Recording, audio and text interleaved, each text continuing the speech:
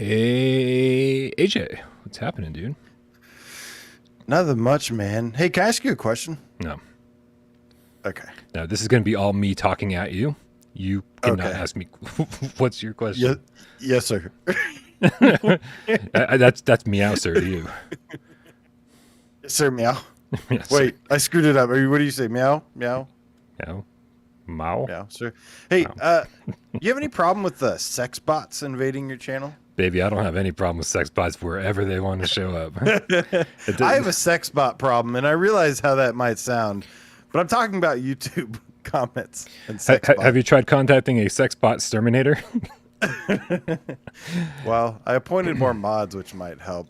Hey, by the way, this is bellyjelly's first time watching live. So can we all give bellyjelly a big old without parole welcome? A big old meow and swipe to bellyjelly. Ready? 3, 2, 1. That's cool. And sorry to disappoint. This is how things go here. this is as good as it's gonna get. Hey, listen, AJ, we usually don't have life sucks a lot of times, and there's very frequently not many great things to celebrate in life. And so I figure every so often there are moments, right? There are moments when you have to celebrate whatever you can. And I want to give a shout out to our good friend Donatello, the Scientist Gamecat, who just got brand new little kitten named Ash. Now, right? Nice. Is that an Evil Dead reference? That's got to be. I love it. I didn't ask, and that makes a whole lot of sense.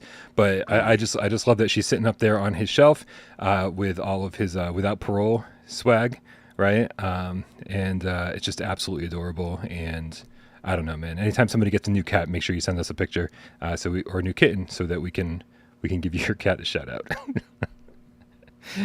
All right, man. I guess that's it. You want to start the show? I think that was a long enough intro. Yeah. All right, let's do it.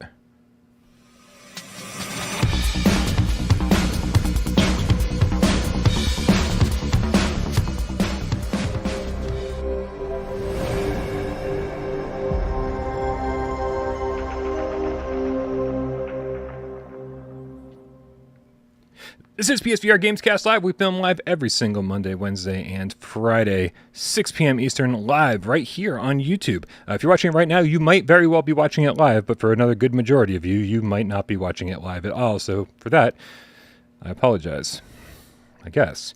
If you don't like watching it live, it's not a big deal. Our good friend Sci-Fi Gamecat Henry gets timestamps into this show, within hours of it airing. And our good friend Jay Meow gets this thing up on podcast services of your choice. So if you like to watch this show without eyes,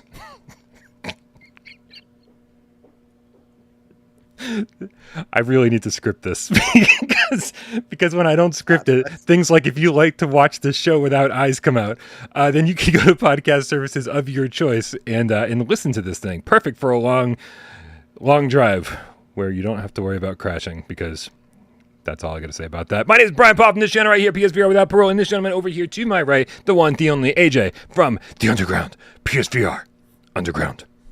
What is up, Brian? What is up, Game Cats? Good to see each and every one of you. Hope you had a great weekend.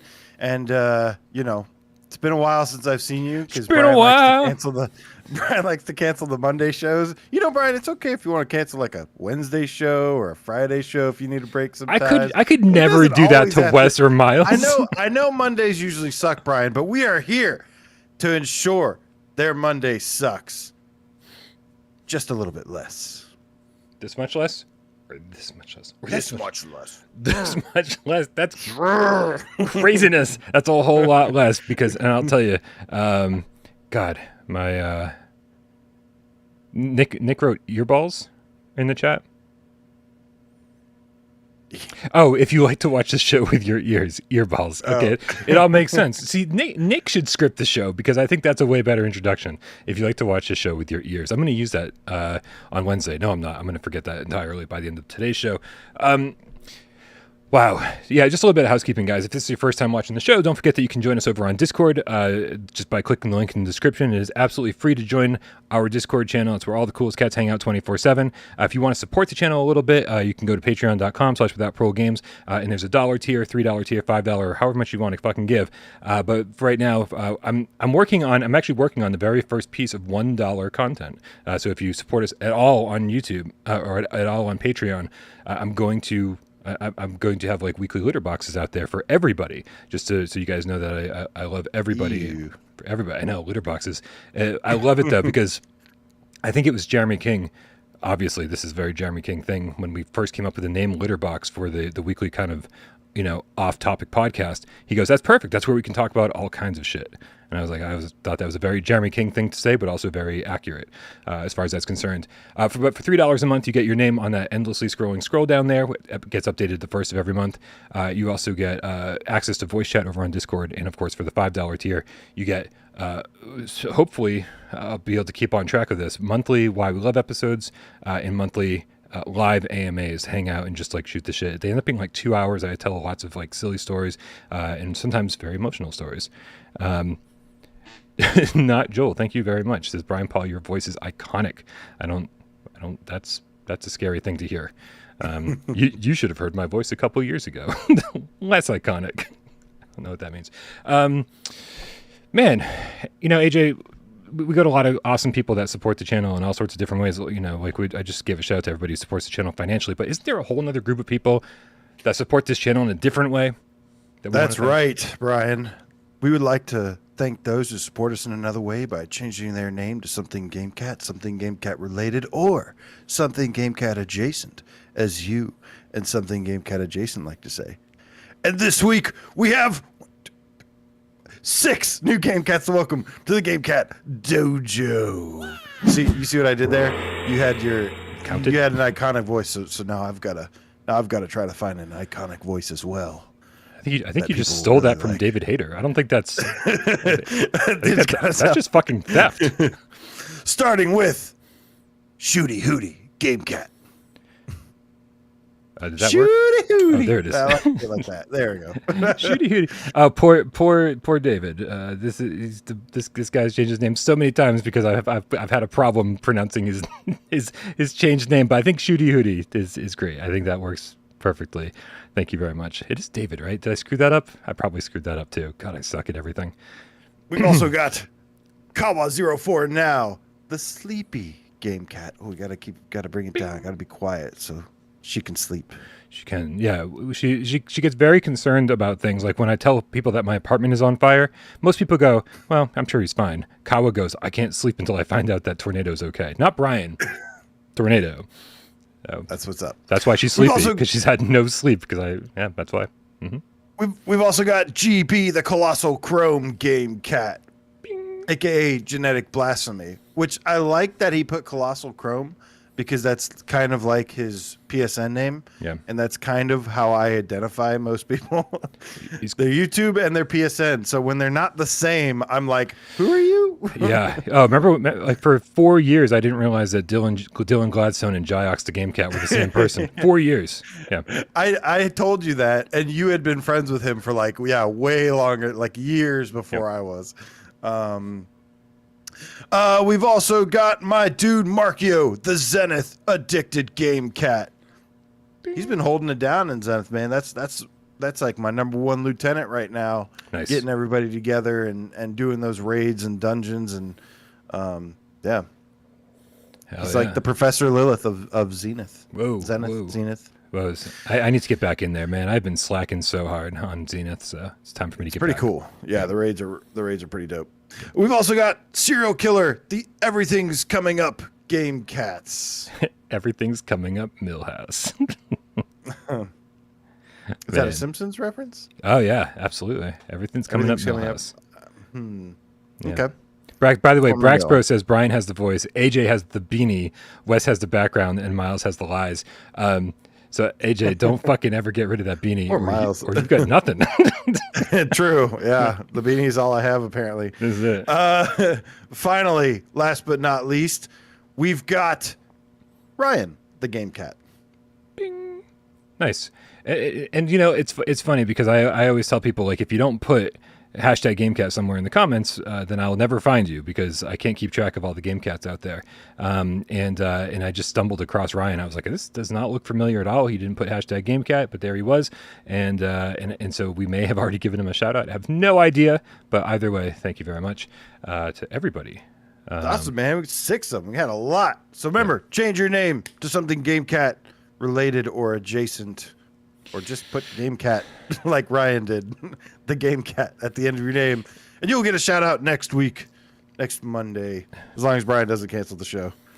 Which, I mean, at this point, it's like 50-50, right? Looper, the Underground GameCat with the €5 says, come on, AJ, you already have your iconic voice. Remember the Kraken? Oh, no, I'm sorry. It said, release the Kraken. Too many pops to count. True. If you want to hear my true voice, you have to buy Swordsman and go play the Kraken level. That's how you hear my true form. Ryan said, sorry, Brian, new channel. I don't know what that means. Interesting. But Brian's here. So, hey, Ryan. All right. Let's get this show on the road, man. We got a lot of stuff to talk about today. And I don't have my run of show up. So let's see. Where would I find that? Here it is. Dude, so a lot of people have been asking me about these new sales that are going on in the PlayStation Store. Obviously, you know, I always try my hardest to get a sale video out whenever there's a ton of PlayStation VR games on sale, just to give you guys like an easy resource to be like, hey, here you go. In 15 minutes, here's all 75 games that are on sale. But sadly, what a lot of people don't realize is that takes like 3 days. 3 days to make, and I've been sick for the last week, and hopefully I'm on my way back to recovery, but I've basically just been in bed outside of GAMESCAST, and so hopefully I'm on my way to recovery, and by the time I'm like back to 100%, I don't think it's gonna be worth doing a sale video because there's only gonna be a few days left in the sale. So we figured, AJ and I figured we could take a few minutes out of today's show and give you guys a couple recommendations. AJ, do you have any that jump out at you from the sale off the bat? Yeah, actually, there's a lot of games on sale. I think there's around 70 or something. And Saturday, I was going to do a stream where I stream basically all my favorite picks. And then it got a little out of hand. And I even started with Reborn Samurai Awakens. That is not a recommendation. Stay far away from that turd of a game. But it was a lot of fun. So I do have some gameplay, some stuff there if you want to check it out. It was a really, really fun time. And my two picks, in fact, are from that live stream. And I'm going to start off with Verti-go Home, which is, I believe, $5.99 right now. Now, let me ask you something. Did you ever listen to music and enjoy watching a visualizer? No. No? No, this is half my reason for not enjoying the experiences in Synthriders, because it all just seems so cheesy to me, and it always has since day one. Even I think, didn't the PlayStation 1 have a visualizer? You could put a CD in and it just kind of do these colors and stuff. You might have been, yeah. It was either the PlayStation 1 or PS2. Yeah, I've never been impressed by that kind of stuff, and so yeah. I've always liked it. I've always liked them because it's when it syncs. I always liked watching them to see if it would sync with the music and be like, oh, that was cool. You know, I don't know. But anyways, I describe Verti-go Home as kind of an endless tunnel thing. It's very easy to play. You just tilt your head a little bit left, tilt your head a little bit right. The more you tilt, the faster you turn or whatever.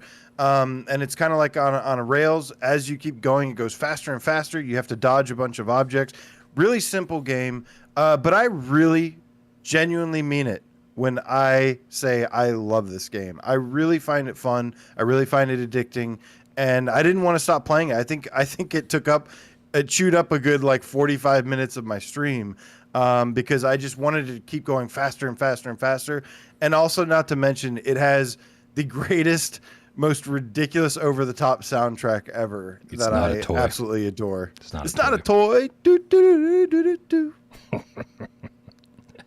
Yeah, that's my first pick. How much? Do you have a price on that? How much is that going for right now? Yeah, I think it's $5.99 right now. Yeah, and I feel like that's what it should have released for. Like it's sort of the perfect $5 title. It's because what today I think they released it like 15 or something, maybe more even. Yeah, it was like 12.99 something. It is $5.19 with PlayStation Plus. If you don't have PlayStation Plus, it's $6.49. Now I can understand that seeming like an expensive like price, like a higher price for a game like this, but let me just say, like, yeah, even for this price, I'd say I'd recommend it. Absolutely. It's super fun. And, a super fun time is worth $6, $5. And there's a lot of pushback in the chat about my visualizer take. It's yeah. And yeah, Winamp the game. Well, I mean, nice. Jazzy J, the Terra Mage Gamecat, said, I think that's why Brian didn't like Harmonix VR. I literally loved it for the visualizer tunnel ride, unique to every song you play.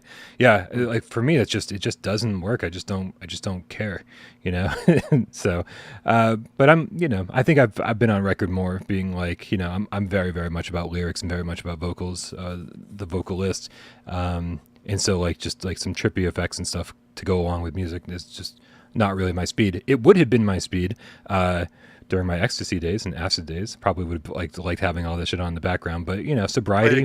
I can play it completely sober and still enjoy it. But I do get it. Yeah, if you do some psychedelics or something, because it's a very psychedelic kind of game. But I'm just high on life. I can enjoy the psychedelic game without. I'm not high on life. Sobriety is a fucking bear, and I don't like it. I'm not. It's not that I'm not happy to be sober. I'm just unhappy to not be intoxicated. If that makes any sense. All right, let's. Ow. Okay. Sorry, that was a tornado thing. It's like, yeah. So, dude, I think we need to talk about Shadow Legend for a little bit here because. I mean, I don't know if Shadow Legend ended up selling really well or what the deal was when it came out on PlayStation VR, but it was just one of those games where it was like VR AF. This is the game we it was actually Jeremy when I went back and looked and saw the Why We Love episode where we talked about Shadow Legend. It was Jeremy who actually said, this game is VR as fuck. And it was like, that was the first time it was ever said on the channel. First time, we coined the phrase. Legendary. But he was absolutely right. He was absolutely right. He's like, there's so much climbing. And so much climbing. It's not just a ladder here or there. There's vines on walls that you're climbing. And because it's like, it looks like a Skyrim clone, and it looks like, maybe there's some substantial combat, but there's a lot of filler. But because what the game is really it's sort of like a hidden object game. It's sort of like a treasure hunt. The entire every time you enter a new area, you're going to spend the first hour in that area not solving puzzles or doing anything else, mostly just kind of exploring, climbing whatever you can, and interacting with whatever you can in order to find all the collectibles. And I just found that so much fun because so many games focus on high octane, high action, high everything, and this was just sort of a cool place to hang out and really look around and explore, because I love exploring in games. I've said it before, every time a game tells you to go right, I go left for 30 minutes and this game is all about going left as long as you can. So this one is half price. I think it's about $12 right now, $12.50, and so highly recommended. Yeah, it's a really, really fun game. Like you said, just downfalls. Right? Combat doesn't really hold up. Combat's not the greatest, but it's serviceable, I guess. It's kind of short at 4 hours, which is I typically like games to be at least 5 hours long to be really memorable. Mm-hmm. But it does have these moments that are just wow, this is really cool. So definitely worth a playthrough. Easy platinum as well. Yeah, for sure. So it took me 4 hours to get through the game, and then another 2 hours to get the platinum. So I got about 6 hours out of this game before I felt like I saw everything. Worth it. I have one book I'm missing to find. Oh, for real? For the platinum, and I just never went back and got it. So yeah. All right, let's go to one more. What do you think?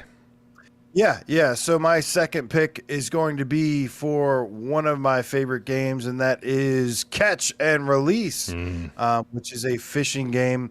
It is $9.99 regularly, or $9.99 on sale without plus. With plus, $7.99. $7.99 for Catch and Release, Brian.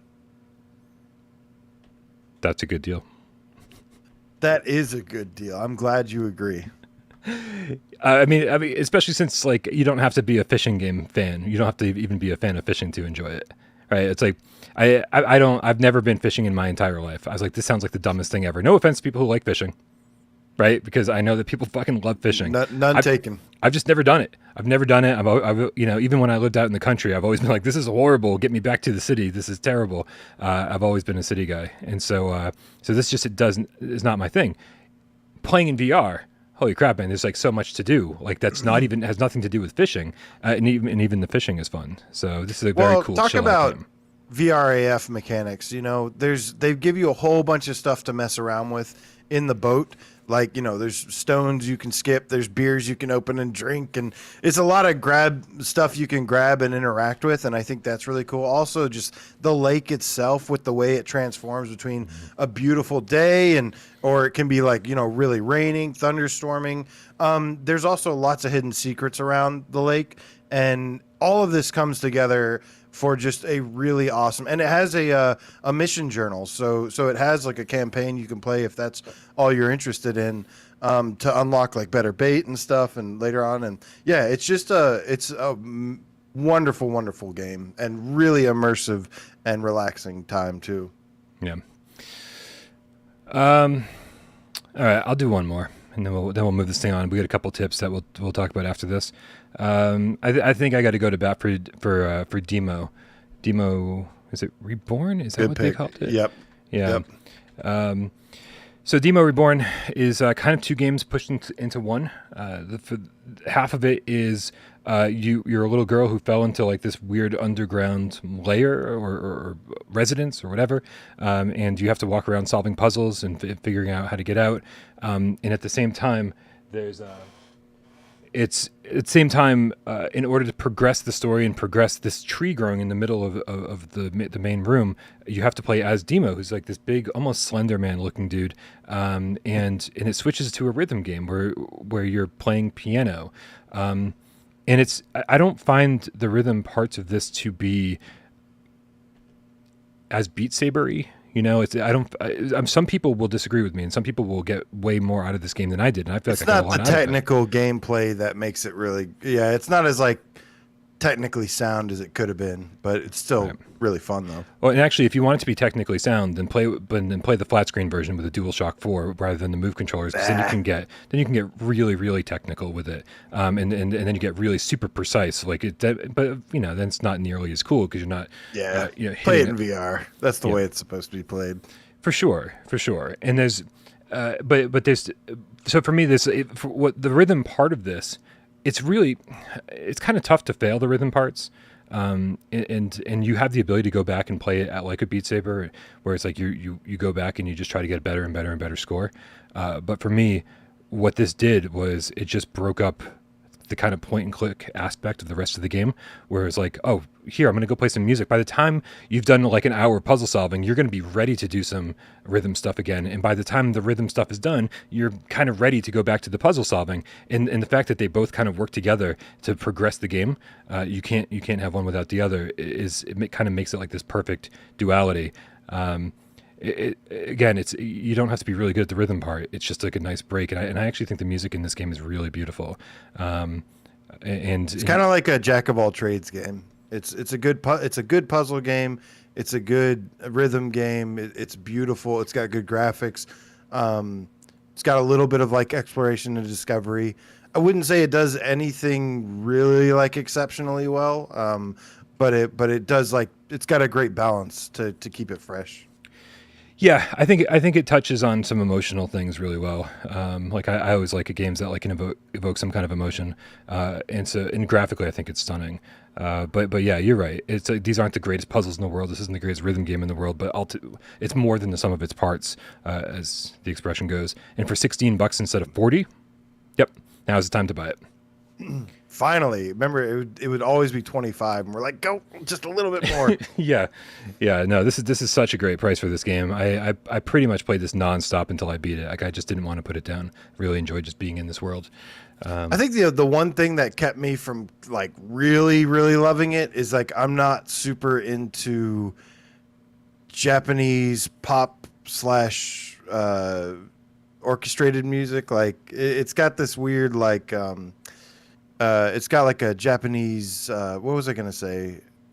Classical. It's like Japanese like classical and pop hybrid stuff, and so I'm not like really into that style of music. But it had some metal songs. It had some cool folky songs that I really liked. But yeah. Yeah. It is a strange mix of music. It's not stuff I typically listen to, but yeah, it is there's a lot of classical elements to it. And by the very end of the game, you get some interesting variations. But I always thought the music in this game was really, really well done. And again, like just to kind of like pull on those heartstrings a little bit, I think the music is all part of that. Real quick, we want to get a couple tips out of the way. We got Muffin the Game Cat, who I don't believe has ever gotten a shout out, with a 5 quid, says, "You guys are the best." Thank you. You're also the best, Muffin. You're a muffin. Please give my dad BBH. What does BBH stand for? Give my dad a shout out for being the best dad in the world. A sea shanty from AJ would be a godsend. Oh no! And we're going full screen with AJ. No. Well, there once was a muffin who had a kerfuffin, and then he had some stuff that was bad. But then came Dad. Oh, Muffin the Game Cat's dad. Thank you. I mean, you get what you pay for, Muffin. Donate more. I'll do better next time. We got Dreamcastic Channel with the $2 tip. It says, "Do you think PSVR 2 will get hand tracking?" Yes, absolutely. In the same way that Quest got hand tracking, it's the same. It's the same tech, software, everything. It's like use the cameras, show your hands. Yeah, it's pretty easy stuff. I also don't think anybody cares about hand tracking. I've used hand tracking for a bunch of stuff and been like, wow, this doesn't feel very good at all. I would much rather have a controller in my hand because this is how I play games, and it's easy. Yeah, funnily enough, like having a sword in your hand is actually more accurately represented by having a controller in your hand because it's like there's actually some weight there. So right. This is a super cool video. Bro's $2 tip says, "Here's a donation to stop singing." Thank you so much. I appreciate it. The bidding war has begun. I'm glad that's over with. Just as much as you all. That was fantastic. Yeah, no, I agree. Having a controller in your hand is actually really, really helpful. And yeah, I mean, like I think one day we'll get to the point where we have like haptic gloves and everything, where like things start to make sense a little bit more. Like you reach out and like the glove stops, you feel like you pick something up. Like there's a lot of different things that could go well there, but I just think right now there's so many things happening in the VR space that people are jumping up and down about, being like, "Oh, I can't believe this is whoa!" But it's all gimmicky. It's all fun for a week, and then you're like, "I'm never going to use that again." Right. And I just don't think hand tracking is where it needs to be. Donatello the Scientist Gamecat with a $10 tip says, "I disagree. More singing." Well, Ryan, you sing. You take it over. Come on, Captain. Yeah, I got. Oh, Captain, me, Captain. I got nothing, man. I got nothing. Well, I'll think of some great songs to sing when we get further into the show. All right, we do have to move along here because we have what happened today, guys, and this is what I love about this community so fucking much is that we started off today with absolutely nothing to talk about, as always, right? It's a Monday. There's no news in PSVR 1 land. There's no news in PSVR 2 land. We've covered a lot of stuff. And then I said in the Discord, remember guys, join the Discord, good for all sorts of reasons. I said, just casually said, hey, if anyone's got a good viewer takeover question, today is the day for it because we don't really have a lot to talk about.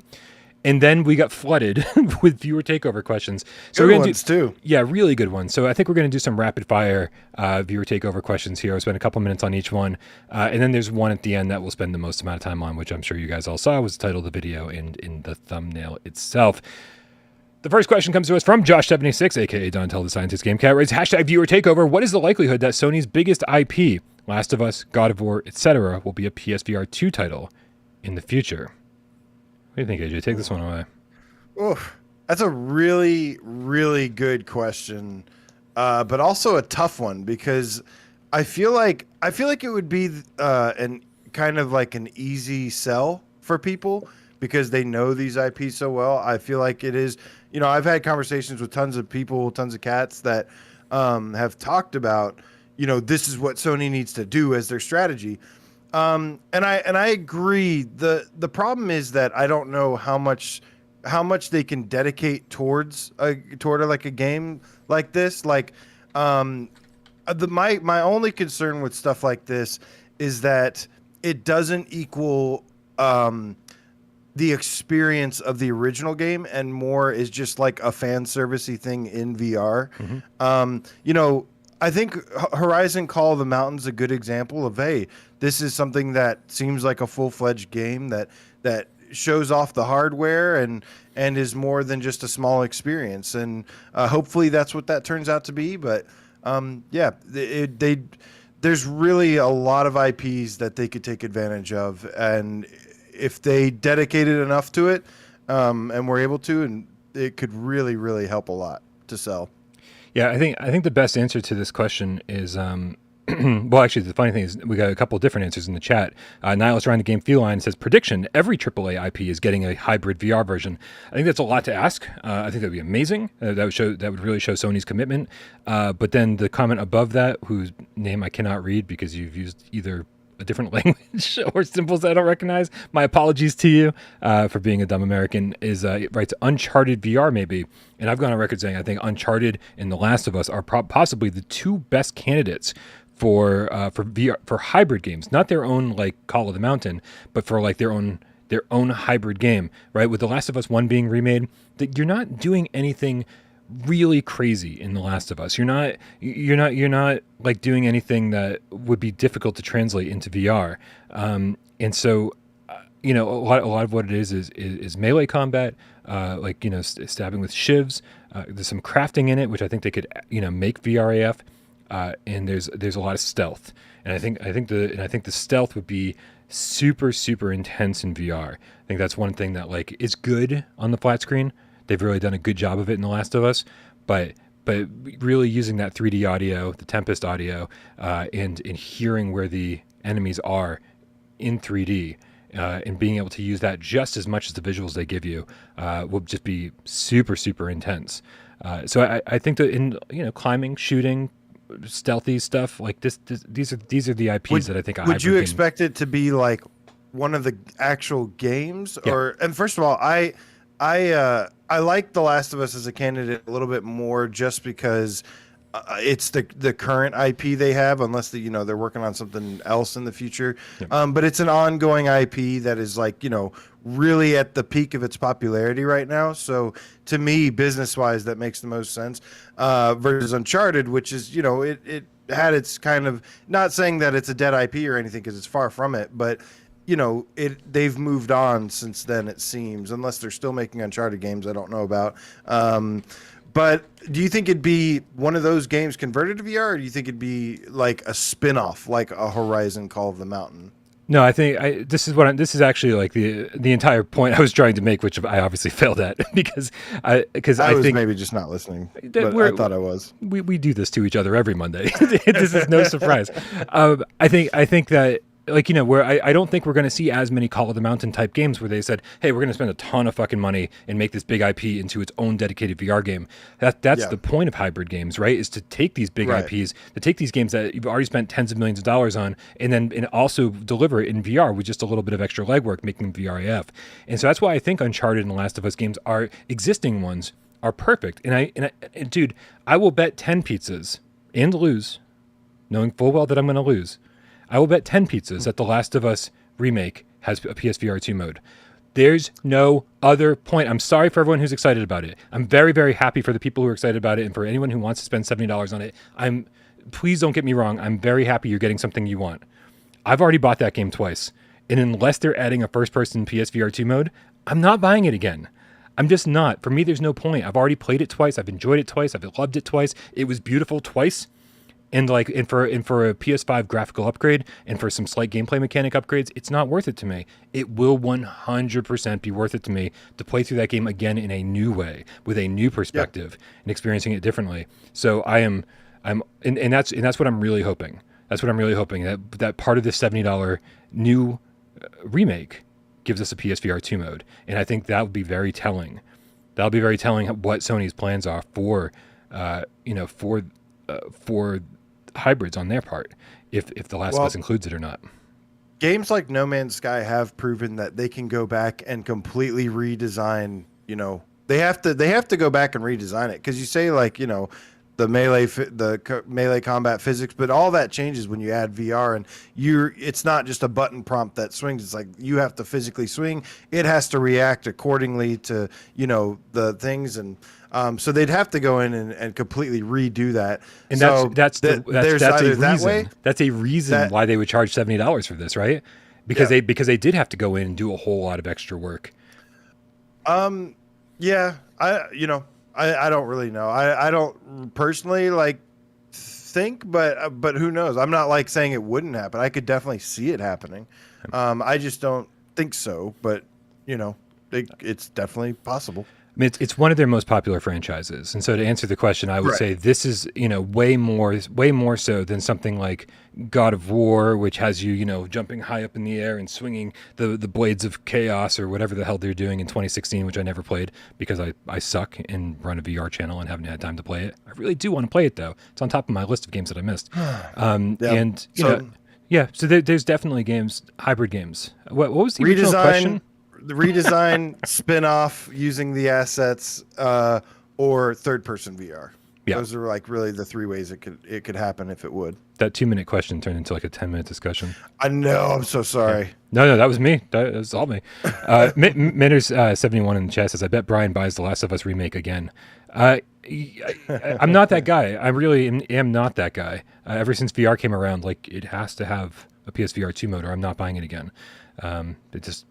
I don't know. I do love the series, but I'm not in love with it like everyone else is. Spoofaman. Nice.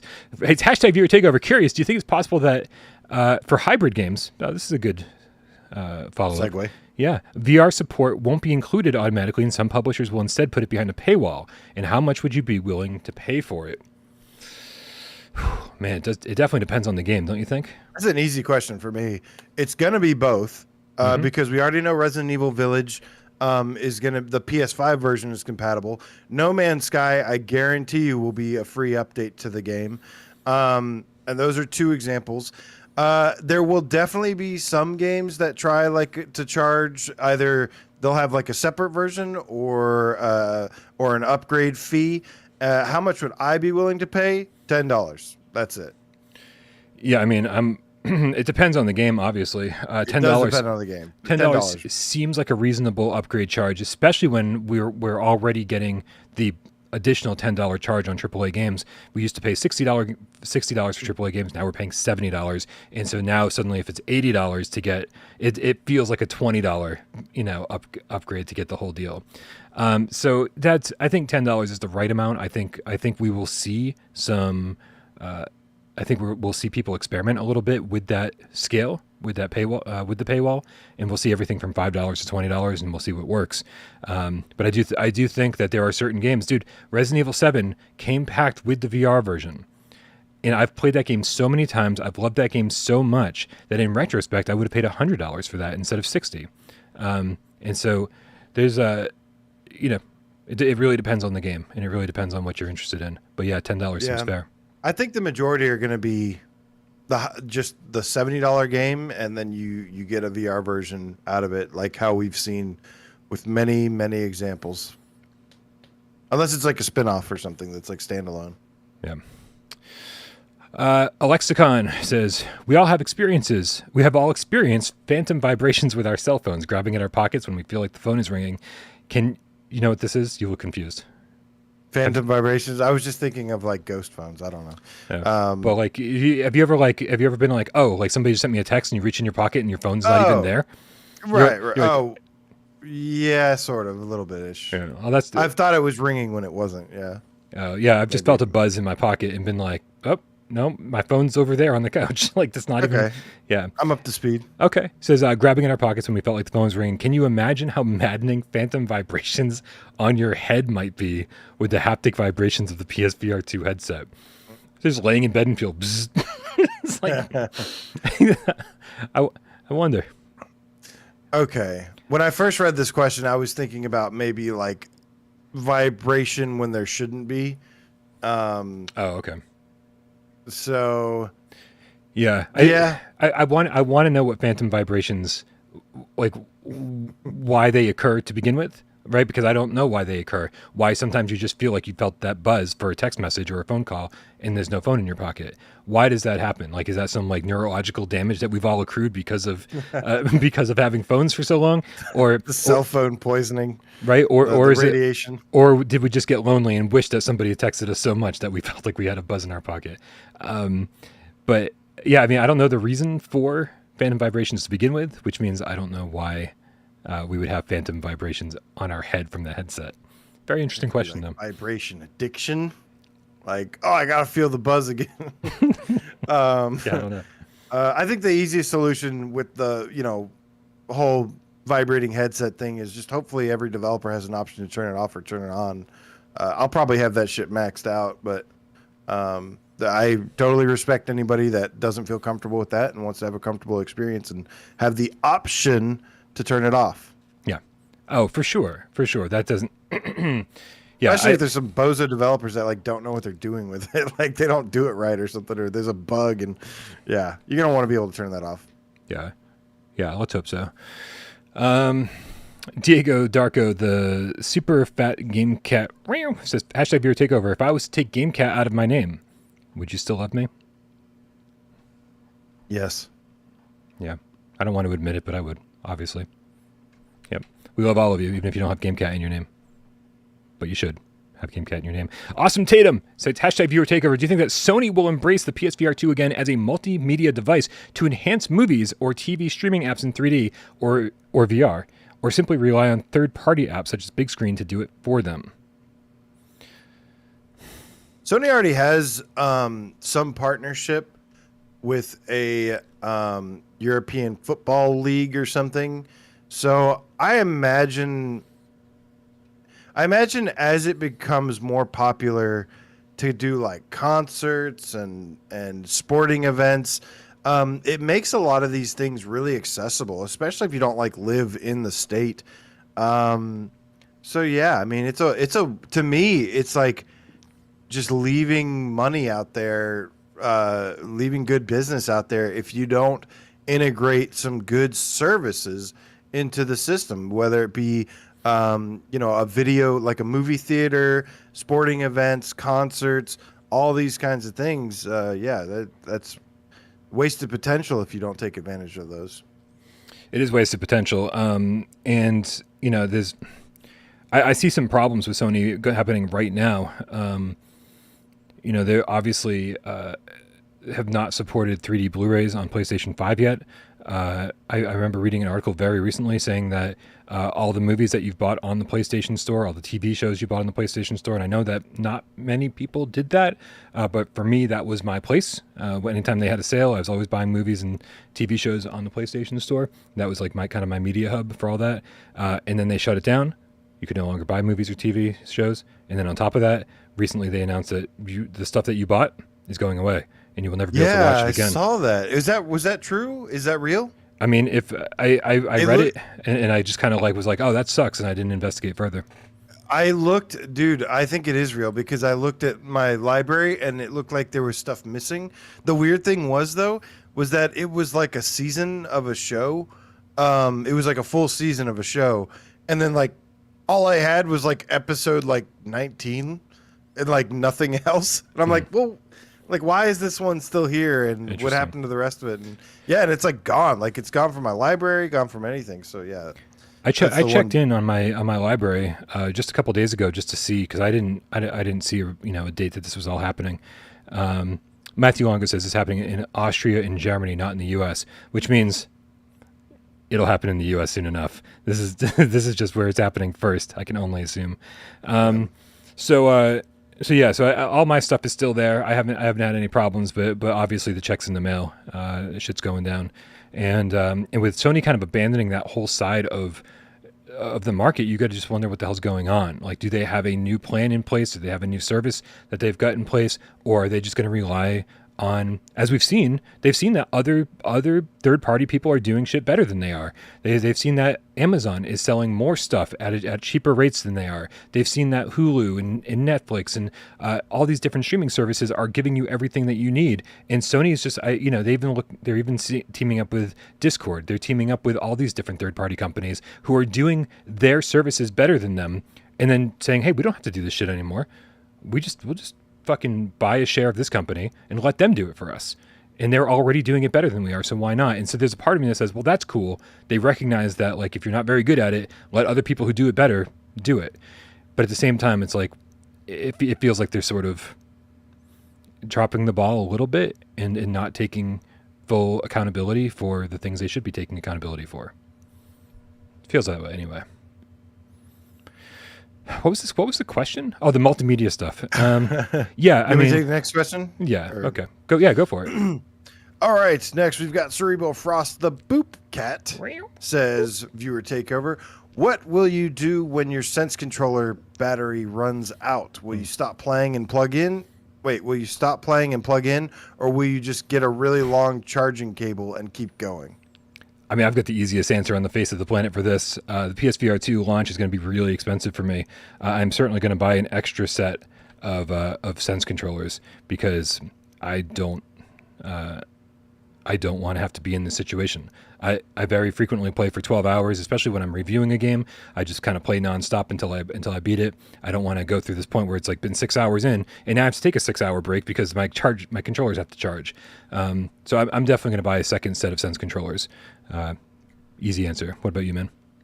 I'm usually pretty good about keeping them charged. It depends on how much battery life they have, because I've still got my PS3 moves and they last like all day, and like I can take a little break, charge them up, and then I usually have like a docking station or something for the headset. So my alternative is to just use Julia's. Whenever mine runs out, if I ever need it, I just grab hers and sync it and use that. Yeah, got a backup. So you backup pair. You've got a backup pair too, technically. I've never had to use that, surprisingly, though. Nice. Yeah, dude, there's something magical about the PlayStation 3 Move controllers. I've never really run into a problem with those things dying. They last all day. Meanwhile, like my DualSense controller does not seem to last all day. So I'm a little bit concerned that all the cool tech that's going on in the DualSense will also relate to the cool tech that's happening in the Sense controllers and drain the battery just as quickly. We'll see how that all goes down. Excuse me. And then we got Rypop with a viewer takeover question. Hashtag viewer takeover. With next gen VR coming out very soon, and with so many indie devs that have jumped to the Quest ecosystem, do you see them coming back to make games on PC VR and PSVR 2? Because of the sales they have accomplished on the Quest and not wanting to take a chance on something that might not sell. Holy shit. In other words, BitPlanet Games, are you going to come back to PCVR and PSVR 2? Dear BitPlanet Games, we've seen your tweets. Yeah, I have actually seen those. So here's what Rypop is referring to, obviously, and what we're going to be talking about just for a second here. BitPlanet Games, the makers of Ultra Wings, tweeted out that said on Quest they have sold 10 times the number of copies of Ultra Wings 2 than they've sold on PC VR, and they're basically saying the people have spoken. This is where they want to play games, and the numbers don't lie. And the PC VR community is not very happy with them for saying this.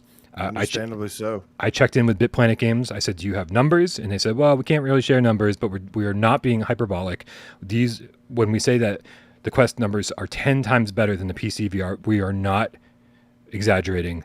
We are saying the sales are 10 times better.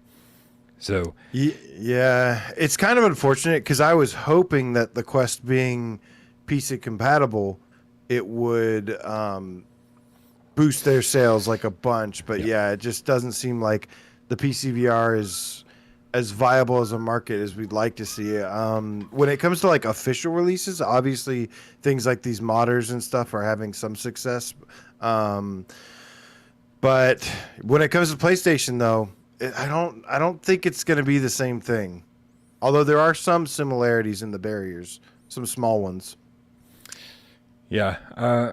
It's all going to come down to sales. To answer Rapop's question, it's all going to come down to sales. If PSVR 2 comes out of the gate swinging, sells millions of units right off the bat, quickly overtakes the sales of the PSVR 1, starts matching the sales of Quest 2, and really starts showing that there is a market for console VR gaming, then developers will have no choice, right? That's really the answer. Is like their developers, and I don't blame them for this, should go where the money is, right? Because you, especially a team like BitPlanet, who is dependent, like they can't afford to have a failure. They can't just be like, oh well, if Ultra Wings 2 doesn't work out, well, our next game will. Like a AAA studio can handle a failure, right? Yeah. But a small studio can't. They have to go where the money is, and that's why we don't really, despite the fact that we got a little bit upset here and there, despite the fact that we got, we felt like we got shit on quite a bit over the last year with all of these different developers jumping ship from PlayStation VR 1 to either Quest 2 or hopefully PSVR 2. We were losing games left and right. It's like you kind of can't blame them because there's not a lot of money in PSVR 1 anymore. Like there's a small dedicated crew, and I think you're all here right now. Like you're it. And so if you guys out there, if you guys out there didn't buy Moss Book 2, well, guess what? Moss Book 2 didn't sell because you guys are kind of it. Like we're the last of the last hardcore PSVR 1 fans. I almost said the last of the Mohicans, and I was like, that sounds really racially insensitive. We are not the last of the Mohicans. Well, we are the last of a dying breed. We don't know the numbers yet, but yeah, there's definitely not a lot of chatter about Moss Book 2 on the Quest right now, and which is unfortunate because it is a great game. But I think there's I don't know, man. I think there's a little bit of a difference here because there's the PlayStation ecosystem, which is, a really well-known gaming, ecosystem that is growing. Quest is kind of growing, or Meta is growing their little ecosystem for it. Mm-hmm. And then, PlayStation has shown the ability to grow and whatnot. So it's a little bit different. I really think, I think we'll absolutely see this next gen will most likely be primarily a lot of big titles on the PSVR 2, and then maybe whatever Quest next headset is, and then the Quest 2 should probably still receive some support for a little while after that too. Eric Hartline says Sony isn't marketing. Don't put it all on the cats. And I was just like, but that's the thing though. It's like they could spend millions of dollars on marketing, and at this point, I think they saw. I feel like this has been the theme of the day. The rule of diminishing returns, where you put out $1 million ad campaign and you don't sell any more PSVR headsets. You learn that you can't keep pushing something that's not selling. You have to stop at a certain point. Otherwise you're just wasting your money. It's even Sony realized at a certain point, we got to fucking move on to PSVR 2. Like we got to focus on the next thing because people aren't buying this thing no matter how hard we push it. And yes, apparently Defunct Bomb Bro saw a commercial. Really? Says I saw a commercial. I was shocked seeing a commercial for Sony's new headset. I applauded.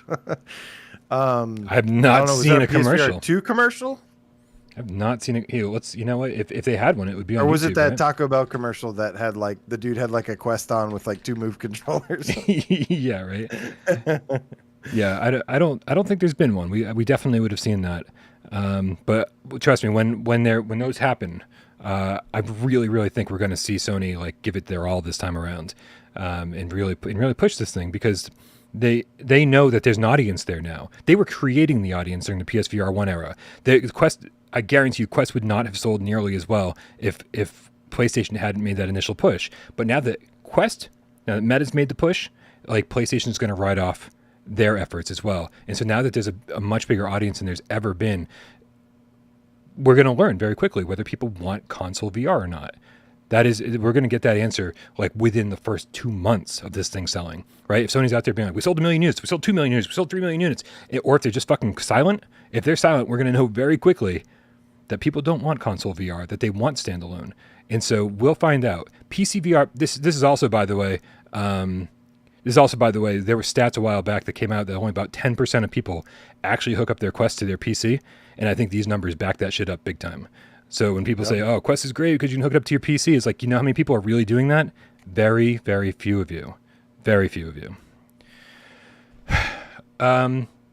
Yeah, people go where the money is. That's the answer. Wrap up. Which means we'll see them come back, especially for the launch window, and then we'll see what happens from that point on.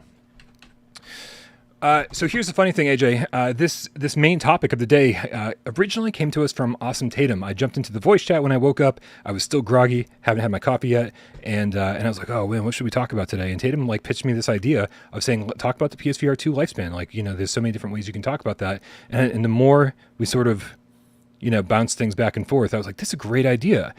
And I was like, can you put it into a viewer takeover question? And he said, sure. And by the time he got around to doing it, we got this viewer takeover question from GC13, the Deep Pepsi cat. So Tiff stole his question. Hashtag viewer takeover with Meta, Apple, and other headsets hinted on the horizon. Do you think Sony will wait another 6 years before updating the headset? What will the next Sony change be to the headset, do you think? So AJ, let's start with the basics. Do you think the PlayStation VR2 will have a 6-year lifespan?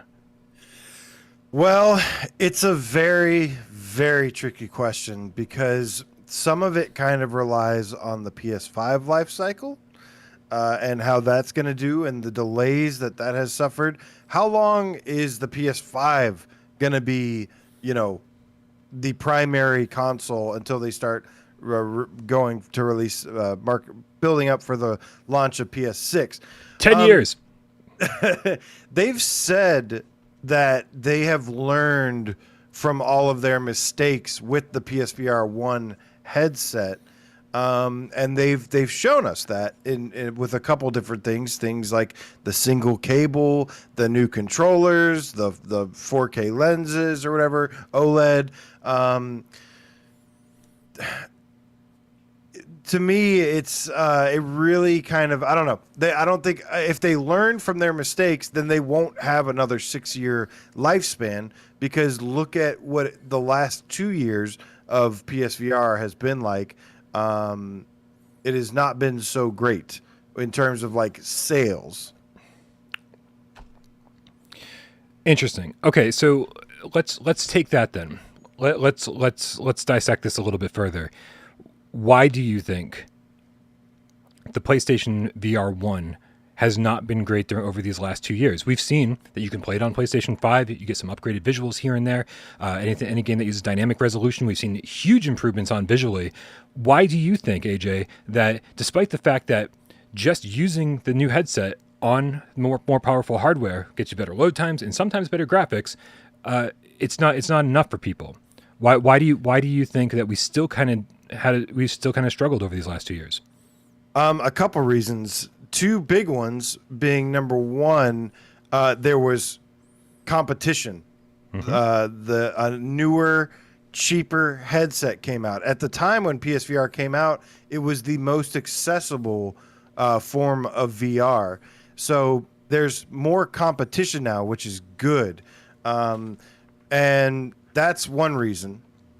Is the competition, and secondly is just the hardware itself was never refreshed or updated.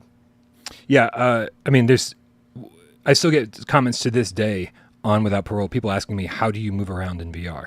Like, how are you moving around? I don't understand this. How does this work? And I have to literally explain to people, you hold the move button down, you point in the direction you want to walk, there's turn buttons over here, you get used to it. It sucks at the beginning, trust me. And I think for most people, they're like, no analog sticks?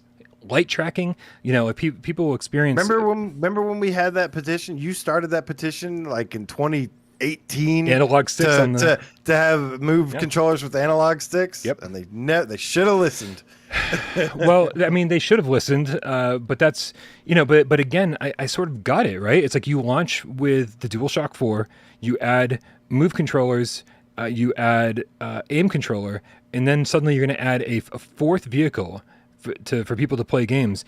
What a nightmare that would have been on developers to be like, we got to support all four of these control schemes? Like we got one with moves with the move button, we got one with analog sticks, and so and then there'd be people who, of course, they were games that only supported move controllers, and there are still people out there who have never bought move controllers for their PSVR 1. There are still lots of people who have never bought a move controller for their PSVR 1. I'll take a poll at some point. I got to find this out. And then there's people who haven't bought the aim controller, right? And so then there are people out there who just simply cannot play certain games because they don't have the necessary peripherals, and I'm not going to spend $100 on Move controllers. I'd rather spend $100 on 10 games on the PlayStation VR sale. So you're right. So hardware was a huge failure, but and not to mention the breakout box and all the wires and everything else. But I think we're overlooking something massive here. Another part of the hardware failure on Sony's part was they made everyone stick with the OG PlayStation 4, right? Whereas Quest was like, Meta was like, you don't have to worry about the original. It was like 6 months into Quest 2 where they're like, oh, fuck Quest 1. You don't have to support that shit, right? Meanwhile, Sony, through the PlayStation 5 era, has been like, no, if you make a PSVR 1 game, it has to be playable on the OG PS4. And that thing was not designed for VR, is not powerful enough for great VR. I mean, it does good things, but it's weak, man, compared to what we've got.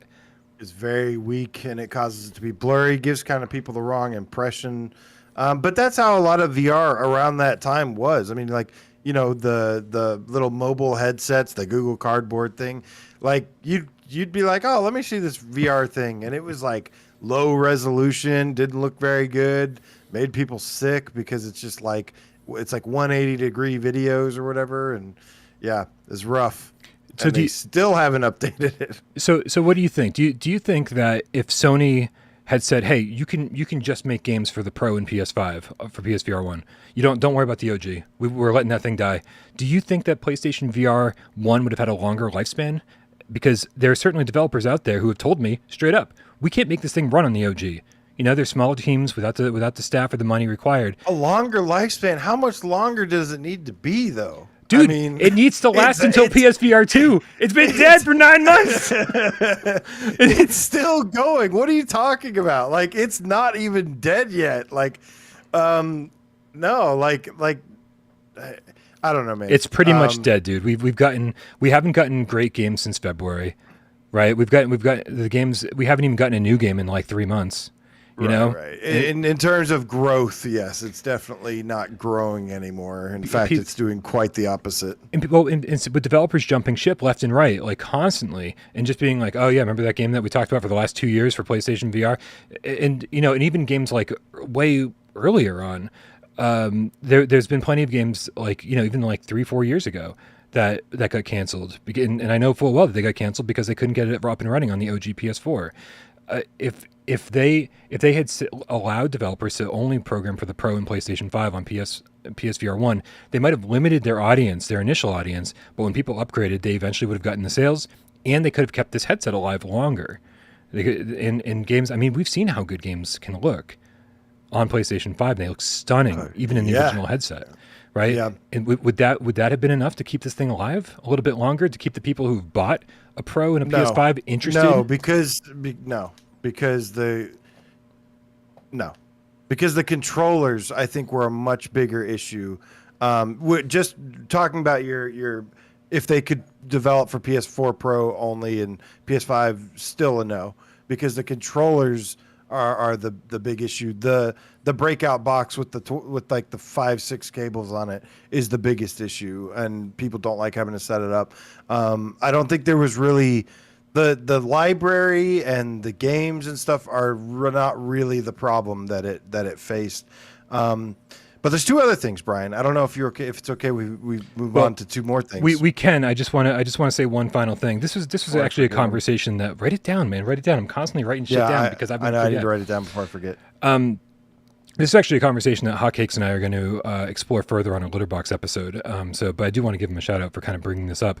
I'm going to tell you right now, though, that I think even if Sony, to give a counter argument to my own argument, playing devil's advocate, I think that even if Sony allowed developers to ignore the OG PS4 and focus primarily just on the Pro and PS5, I don't think a lot of developers would have fucking cared to do that. They would have seen the audience wasn't big enough. I think the OG is probably, if you look at the numbers, probably still the biggest user base that we have. And I think so there'd be a lack of interest on the developers' part to even do that. I'd be interested to hear, though, from developers, would you have done this if it was an option? I'd be very curious. I think that is absolutely correct, because most likely with the Pro, while a lot of them sold, while it was maybe profitable to sell those systems, they sold a lot less of them. You know, I don't know if we have like the kind of like attachment rate numbers, or how many people of the 110 million people that have a PS4, how many of those are PS4 Pros? I guarantee you it is a lot less than the amount of Slims or base PS4s. I guarantee it. Oh, absolutely. Absolutely. But they could afford to sell less of those because they're selling them at a profit or something like that, I would imagine. Right. Yeah, so, but anyway, yeah, I think you're absolutely right. Sony never has separated those numbers ever. But when they say these are our PlayStation 4 sales, they've lumped in the Pro and the OG. And I really do think that like price has a lot to do with this stuff. And so when suddenly like you can get an OG PS4 for $300 instead of, the Pros would probably still $400. I think most people are gonna be like, I don't care about a little graphics upgrade, and never even realize what they're missing. So yeah, I think you're right. So that actually brings that part of that runs into one of my other things. So what I was gonna say was before the pandemic, I would have said Sony would have the PSVR 2 would absolutely not be there again for another 6 years. But because of the pandemic, it has made it very, very hard, and also the new leadership over at Sony, it is very hard to predict what they are going to do, how they're going to do things. It's not the same regime as last gen, so it has made it, whatever you think about Sony, the majority of that you kind of have to throw it out the window because it's useless. That comes down to when we try to predict when they're going to show stuff, when they're going to release stuff. The only way we've been able to really be right is to get that information from different various sources that are credible sources. But guessing wise, I mean, it's all just luck. Yeah. Like, every single time I was right and you were wrong, it was just luck, Brian. Exactly. Exactly. You've only been right based out of luck. I think it's definitely. Yeah, the other thing about this, and I don't want to go down this rabbit hole because it doesn't really relate to what we're talking about, but this new regime that people are always complaining about, and they are always complaining, always. I don't think we've had a chance. We haven't given them a chance to shine yet because they haven't been in a situation where they have to sell anything yet, right? They are in a position right now where anytime they talk about anything PlayStation 5 related, the only responses you're going to find are people saying, "I still can't find a PlayStation 5," which, despite the fact that there's been shortages, despite the fact that there's been supply issues, it's still selling really fucking well. They're selling every single piece of hardware that they can manufacture, and those numbers are still really high. Like I don't think they can't match the PlayStation 4 yet because they just can't manufacture those numbers like they used to be able to. But like we're going to surpass PlayStation 4 numbers soon, and so with people out there still saying, I still can't get a PlayStation 5. This is really good news in terms of like the health of Sony's company, but bad news for gamers who are like, you show God of War, you show PlayStation VR2, and the only response the new regime gets is, I still can't get a PlayStation 5. So what are they supposed to do? They kind of need to just like shut up and work on the supply chain, make sure that there's PlayStation 5s out there in the wild, that people can actually buy these things, and then give your big push. And then do what it takes. They haven't had a chance to do what it takes yet because PlayStation 5s are not available yet. So like as much as it's fun to shit on them and say, oh, they don't know what they're doing, this isn't the Sony of old, we don't know what they're capable of yet. We need to give them a chance. I mean, okay, I 50% agree, 50% don't, because the thing is that makes it easy to be right all the time. is that we did see some of their stuff. The change was made prior to the PS5 coming out and prior to the pandemic, and there have been warning signs. So that's, I still, like to give the benefit of the doubt because Sony and PlayStation are made up of huge teams that do love and care about games. And so you have to give them the benefit of the doubt. But there have been signs that, at times, maybe these aren't the best people in charge right now. But, I mean, their company, they can't be doing any better than they are, right? They can't sell any more PlayStation 5s than they're selling. You know, everybody's talking about The Last of Us. Everybody's talking about God of War. Supply expert running the place. Yes, they can't. So, and they've made deals with other manufacturing plants to be like, oh, let's get more PlayStation 5s out there. I think if PlayStation VR2 comes out and we still don't see a lot of excitement, we don't see like a big showcase, we don't see like really cool stuff happening, then I'll start like venturing over and being like, okay, well, maybe everyone's been right this whole time. But I do think as we get closer to the holiday season, the supply chains are supposed to start. Well, the deals that they've made with the different manufacturing plants are supposed to go into effect. It's supposed to be much, much, much easier to get a PlayStation 5 within the next few months. And then I think it's like, okay, marketing blitz time. Now that every PlayStation 5 isn't being sold through, let's make sure we sell every single one of those, because we want to make sure that we're dominating the market, which has been kind of always been Sony's MO.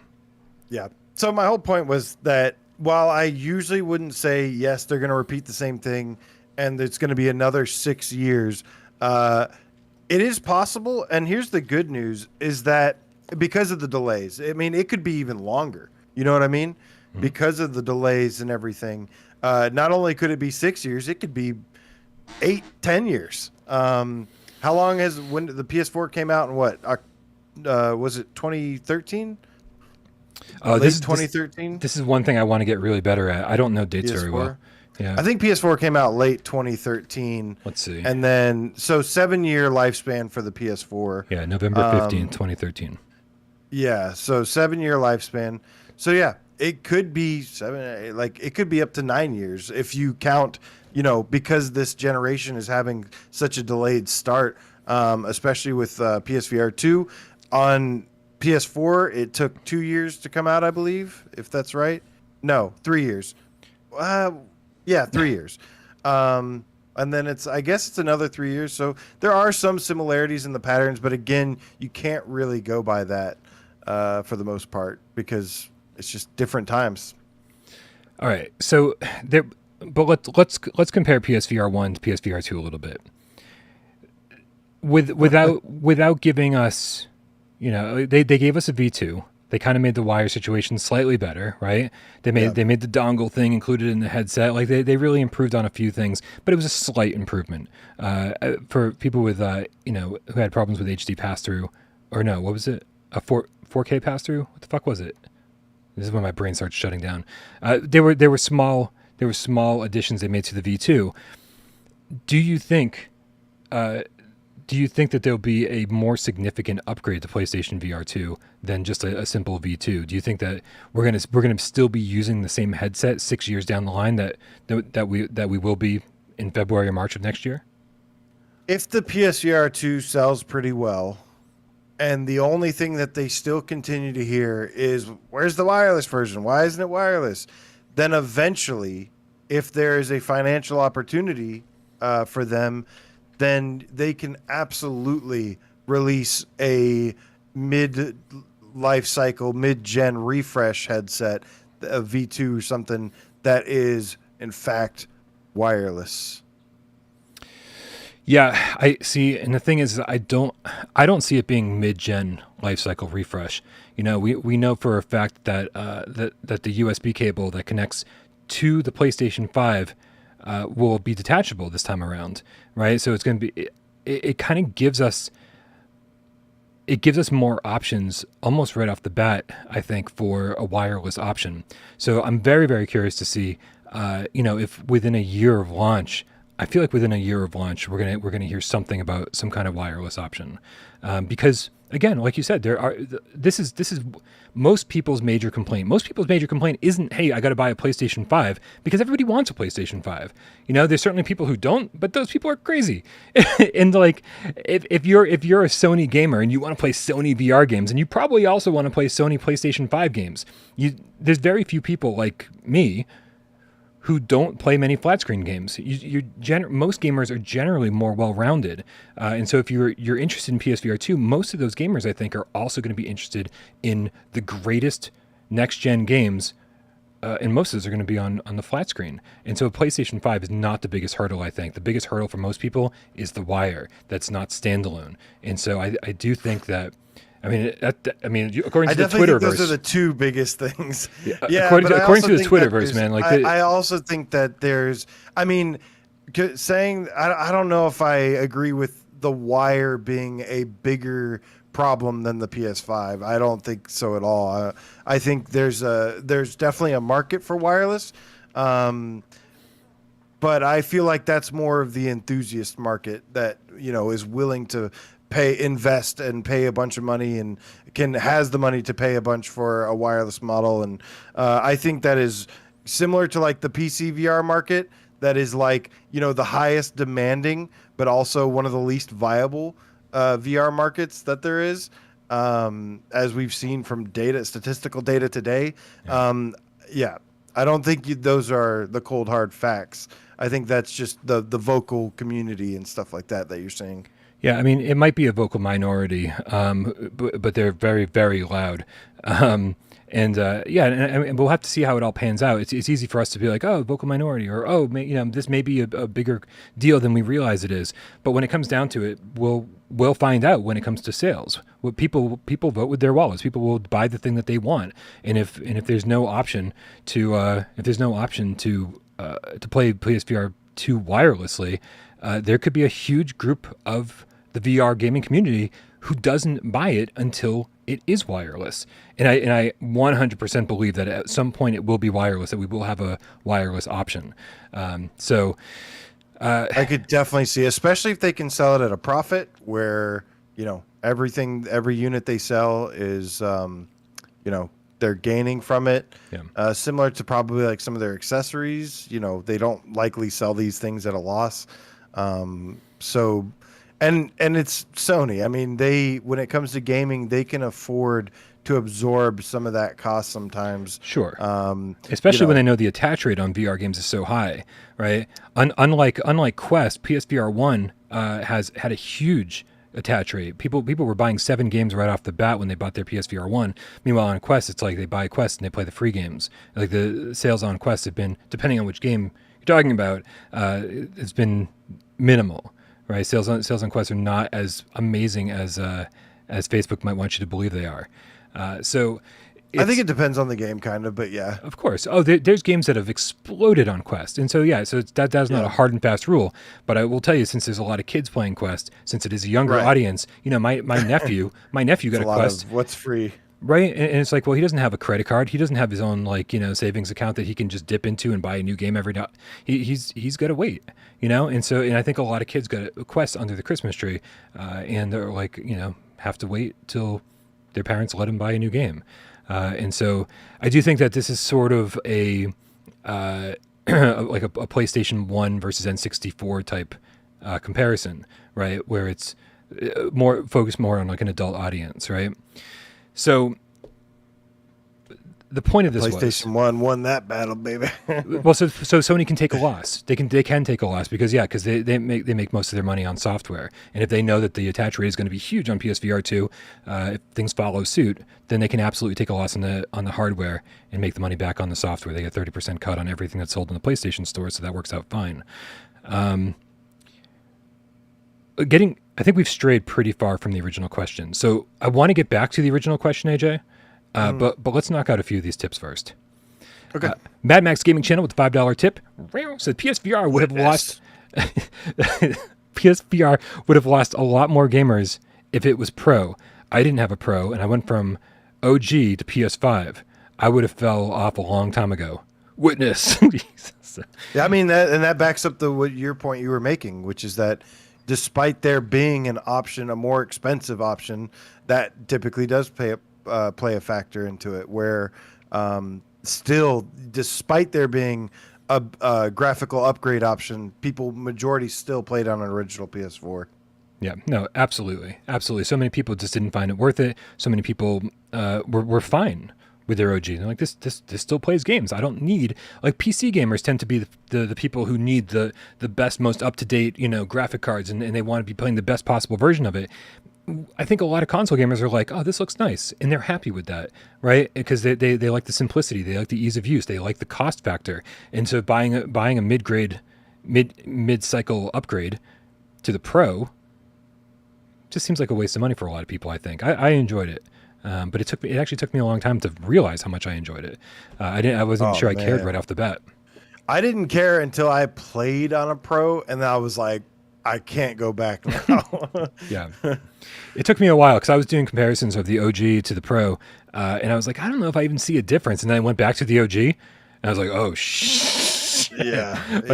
yeah. It was surprising in VR. Wagreaver, who I feel like I haven't seen your name in a while, bud. Hope you're doing well. Did the 2 quid, says multiplayer games need to be the future of PSVR 2.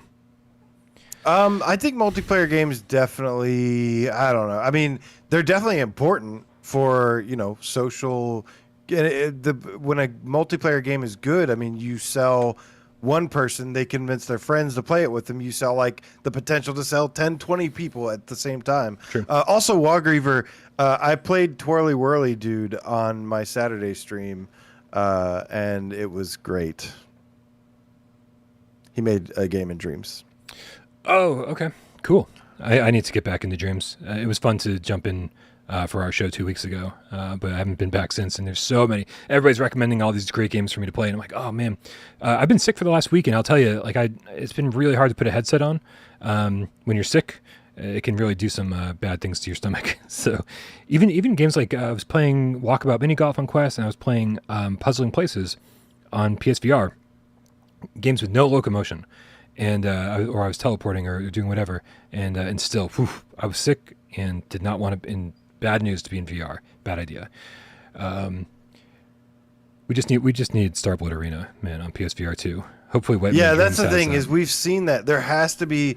I mean, you want to talk about making sure there's an established player base first. That's the thing about multiplayer games. There has to be a lot of people first. You got to sell more headsets off of single player games first, and then get some multiplayer in there to make sure, because that's the big problem that PSVR 1 especially had, was like if it wasn't Firewall, it had a timer on its multiplayer base. Yeah. Of course, some games can help grow that too, but like Rec Room did fine, but also free. Mad Max's gaming channel with a $2 tip says, did you hear about the alleged PS5 Red Ring of Death?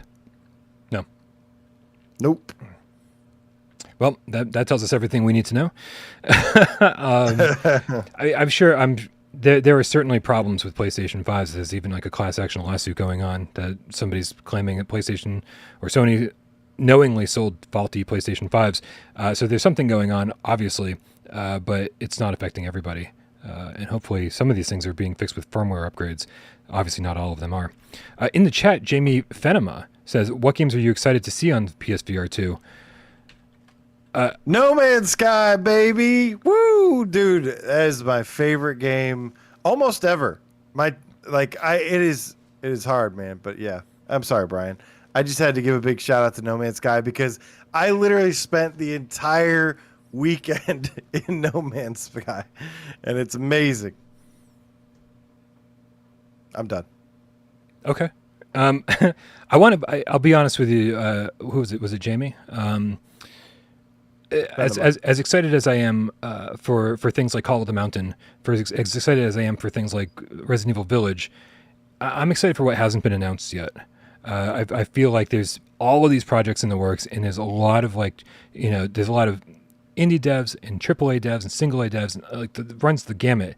A lot of people are working on PSVR 2 games right now, and a lot of them have not revealed what they're working on. I always have this bad feeling when I release like an updated version of my every single game coming to PSVR 2 video, because the fact is this is only scratching the surface. The 33 games that were in the last video are only scratching the surface. There's so much more. There's 5 times, 10 times more going on that we don't know about yet. That is going to be far more exciting than the stuff that's been announced. And so that's what I'm most excited for, is the unknown. Because I'm excited to finally play Village. But man, I've waited so long to play Village that it's like some of the excitement has drained a little bit. And we've been hearing about Call of the Mountain for a while now, and it's like some of the excitement. It's like I need new announcements, man. I need some things to get the old blood flowing again. And so I'm most excited for the shit we don't know about yet. And that could be anything from like a BioShock VR remake, to Alien Isolation, like old games that I've always wanted to play in VR, to like brand new IPs, brand new entries and existing franchises, everything. I can't wait to see it all. Yeah, I have to say maybe Gran Turismo 7 as well. If and when that gets VR. I mean, we know it's probably getting VR support. I just need that official announcement to really put my mind at ease. But yeah, you're right though. The most exciting stuff could very easily be stuff we don't even know about yet. Yeah. And there's room for a lot there. Dude, and there's stuff I don't care about. Like, there's stuff I don't care about that I'll lose my mind about. Like, I haven't cared about Grand Theft Auto since, like, San Andreas. And, like, I will lose my mind when they announce Grand Theft Auto 5 VR. Because that'll be my No Man's Sky, right? I want to jump online and play with friends and just, like, fucking own that city. I think that'd be so much fun. So much fun. Yeah. Yeah. But getting back to the main topic here, GC13's question, I kind of want to kick off the beginning of the end of this conversation by saying that PlayStation VR 1 launched in a pretty rough state, right? We've already talked about that the wires were super cumbersome, right? There were just so many of them that it still doesn't look good in my entertainment center all these years later. The breakout box was a pain. The move controllers, the light tracking, having to use a fucking PlayStation 4 camera. There are just so many little things that even the launching without analog sticks, or one set of standardized controllers, I should say, that was an issue. I think Sony's looking to rectify almost all of these problems with PlayStation VR 2, and that really is, in my book, that sets it up for a longer lifespan. Right from the get-go, when you launch PlayStation VR 1 with all of these kind of small problems, which we dealt with because it was new tech, it wasn't a major problem then, but like very quickly other headsets were going, well, this is a way to do it better, and this is a way to do it better, and this is right. There was a lot of stuff still being figured out at that time. Right, we're getting to some more standardized stuff, things that people are very comfortable with, analog sticks, and inside-out track, and whatever, right? And so, I think it's going to blow people away for the first couple years that it's out. I think it's really going to be exceptional, and then it'll just kind of be the norm, right? Whereas PlayStation VR 1 felt a little outdated, a little too soon because of all of the inherent problems with the launch in the technical choices that they made. I think PSVR 2 is getting us up to speed, pushing us a little bit further than where most headsets are at, and making sure that we are future-proofed for at least a few years. And then it'll just be like a lot of other VR headsets will have caught up. PC VR gaming, everything's going to kind of be in the same realm, I think, at a certain point. And so that'll carry us for another few years. And so I think the tail end of PSVR 2 will be much more exciting. It'll be much more like a console when a console sunsets, and we get these amazing, Last of Us games, we get these AAA games, and everyone's still using the hardware and still still enjoying it rather than having moved on to other things. I think we're going to see PSVR 2 age a lot more gracefully than the PSVR 1 did by far. Oh my God, yes. I mean, absolutely. It'll be interesting to see like what features or like what parts of it maybe do eventually become dated. It's going to be really interesting. The only thing off the bat, like we said before, is maybe the wire. That's the only thing I could see become kind of dated in the future, but the easy solution there, if it's a good situation for it, is to release a wireless model. And it can be a PSVR 2 wireless, It doesn't have to wait or be anything else. It could be, but yeah, the hardware and everything of the PSVR 2, just to me, yeah, like I feel like it's going to be good to go for a long time. Yeah, and I think it's funny because we talk about like the vocal minority who's out on Twitter, who's out on Reddit, who's out, like making a stink everywhere, right? And it's so funny to see some people who are saying, we saw the specs for PSVR 2, a year ago, right? I leaked them almost a year ago, and they're like, by the time this thing comes out, it's going to be outdated. And I just don't see that, right? I feel like these specs are going to hold us over, not only be impressive at launch, but they're going to hold us over for years to come. And I don't the 4K display, the haptics, in the controllers. I mean, I don't see an upgrade that makes sense with the current PlayStation 5 console, with the specs of the current PlayStation 5 console. Unless if there's a PS5 Pro. All right, let's ask this question, AJ, before we wrap this thing up. If there's a PlayStation 5 Pro, first of all, percentage-wise, do you think there's going to be a PS5 Pro? Is there going to be a mid-life upgrade this time? I mean, look, personally, no. I could see it happening, but I really don't think so. Yeah, unless it's like the thing is, it's going to be kind of like the PS4 and PS4 Pro, where not everybody migrates to it, But I think that drop off is even more. I think if they release another PS5, it's going to be some kind of like Switch thing, like take a page out of the Switch's book or Steam Deck, where it becomes kind of like a mobile, game player, mobile console. Interesting. Yeah, I don't know. We're gonna see how the generation goes. We're gonna have to see. But yeah, what advantages would they have from having a PS5 Pro? I don't see any big advantages. Games are already 4K, and Yeah, well, games are some games are 4K. But are they 4K 60 like most games? I think they're 4K 30, right? Are the PS5 specs though, or is that the reason those are being held back? I'm not entirely sure. It depends, man. Like I don't think we've seen the full potential of PlayStation 5 yet, but at the same time, I don't think that we're going to see 4K 60 with ray tracing. I don't think that if you combine all three of those things, like that is a substantial drain on the CPU and GPU, right? That is hard to hard for a PlayStation 5, I think, to work. So I do think that at a certain point, it's possible we could see a PlayStation 5 Pro that like guarantees, ray tracing enabled, like 4K 60 FPS or 120 FPS for those people who want it, and then of course that all benefits VR as well, right? It benefits VR probably even more than flat screen gamers. So is there potential for it to happen? Yes. The problem is, AJ, I think, is that we are 2 years into the PlayStation 5's lifespan, and as Miles likes to say, we're still in the launch window. This thing has not even gotten off the ground yet, right? Because people who want it haven't even gotten it yet, right? Yeah. It's like we haven't. Not everybody that wants one yet, right? We haven't seen a huge slew of PlayStation 5 exclusive titles yet. We're not really there. You and I and everybody else who bought a PlayStation 5 2 years ago, we were in the beta phase, we're just hanging out, waiting for everyone else to get theirs, and then it'll kick off. So I don't really see 2 years from now them going, okay, I know you guys just bought your PlayStation 5, but here's a Pro. It doesn't make sense. Not for more powerful hardware is what I'm saying. I could see something as like a mobile version, I said, but just for the sake of just here's more power. That makes absolutely zero sense to me right now. I would love to see sorry, sirens on my end. I would love to see Sony's version of a Steam Deck. Here's your PlayStation 5 in your hands. That would be amazing. That would be absolutely amazing. Oh, and by the way, just hook up your headset to it. Boom. You're all good. You're good. But again, I mean, similar to VR, like these are like extensions of PlayStation 5, and at the core, the PS5 is going to be what's selling the most, and what developers are going to be targeting the most, and have the best chance to sell. So okay, so now that we've shot down the possibility of there being a PlayStation 5 Pro, which again, it's totally possible. We're just speculating here.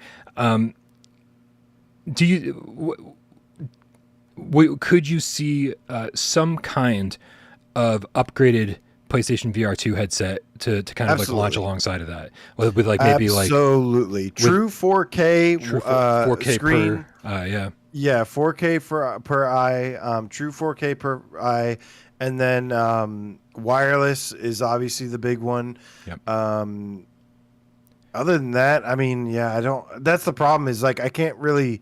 I'm having a hard time going beyond that, really. Yeah. It's because I think right now what you need with VR more than anything else is just fucking pure horsepower, right? To make sure that you can render everything the way you want to make sure that these games look as good as their flat screen counterparts. And obviously eye tracking and foveated rendering will accompany that.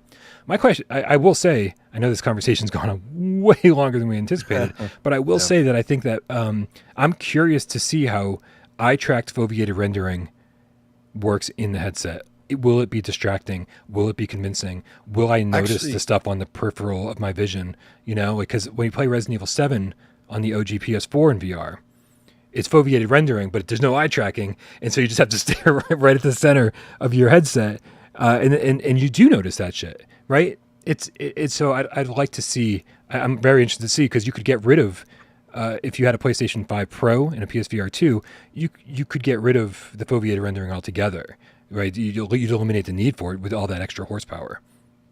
Yeah, actually, the Polyarch devs have said themselves that the eye tracking and foveated rendering is a way that it could really prolong the lifespan of the VR2 as well.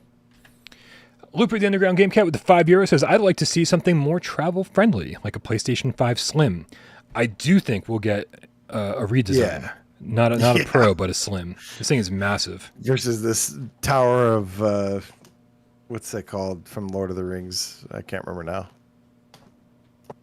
You've never seen Lord of the Rings, and it hurts my soul. Dude, I set aside time one summer. I borrowed all the DVDs. This is how long ago it was. You do need like an entire day if you want to watch the extended trilogy.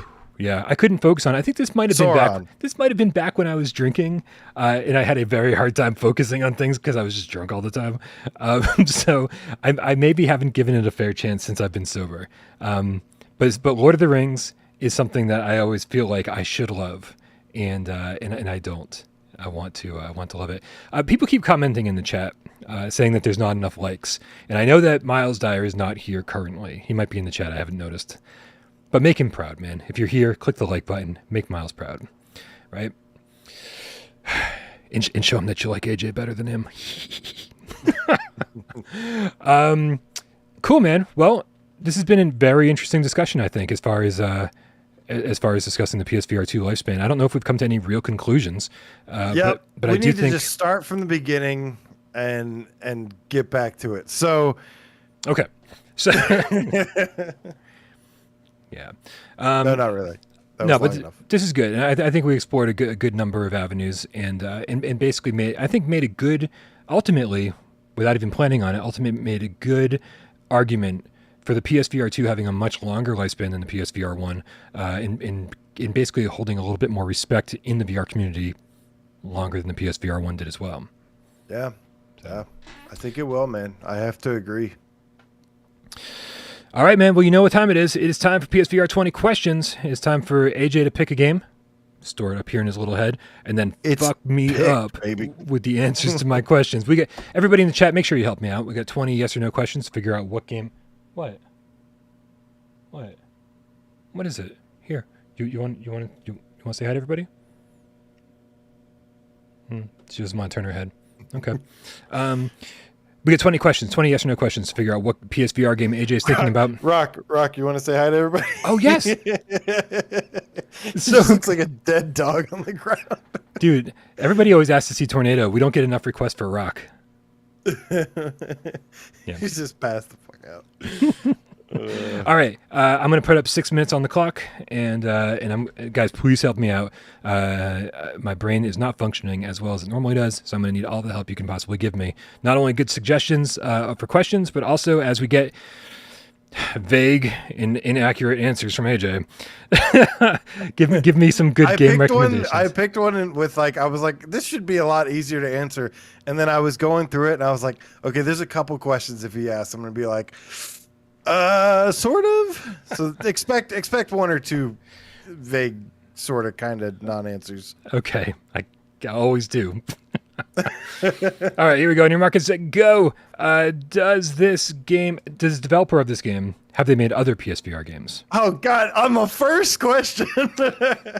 Stop the timer, everybody. Sort of, kind of. That's literally like the only question. That's the one I was talking about, and you led with that. Have they made other PSVR games? Yeah, kind of, sort of. Like a 0.5 of a game, maybe. Man. Don't even know what to say about the answer to that question. Damn it. Does this game use move controllers? No. No moves. Okay. Is this game aim compatible? No. Okay, so we're going to assume, and possibly incorrectly, you guys, DualShock 4 only. Okay, let's go. Old Darth asks, is a known IP? No. I mean, not well known. Let's say yes, but not a well known IP. Not.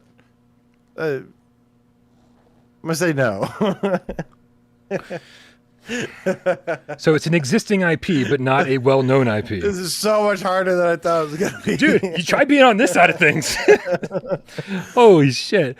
It should be an easy game to guess. I mean, at this point, like, I don't even know. All right, keep going. Is Okay. it based on popular IP? No. Sort of. Is there a flat screen version of this game? Yes. Yes, there is a flat screen. Okay.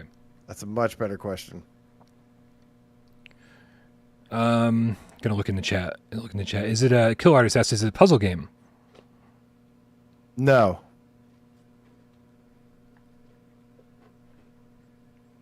Time to Play asks, do you control a vehicle? No. Dan Kiefer says, don't cheat, AJ. No. No. Is it a horror game? It is not a horror game. All right, that takes care of your question, Photo Nutter.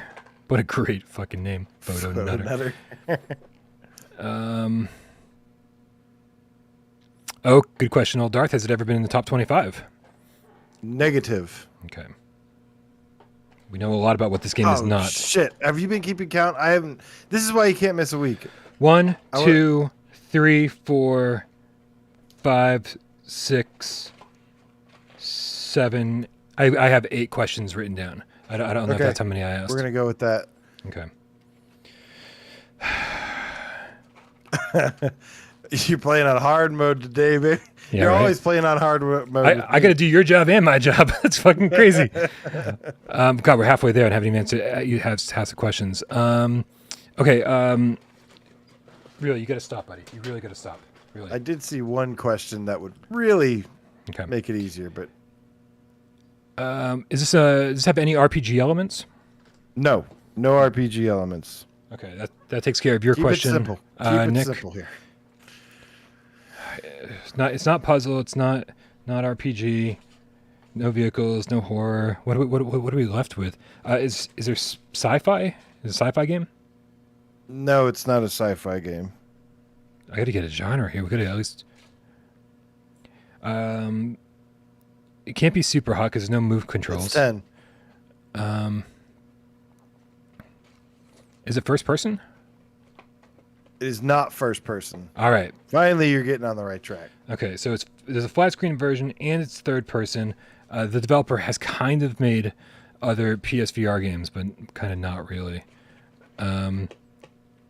They have not made another full PSVR game, no.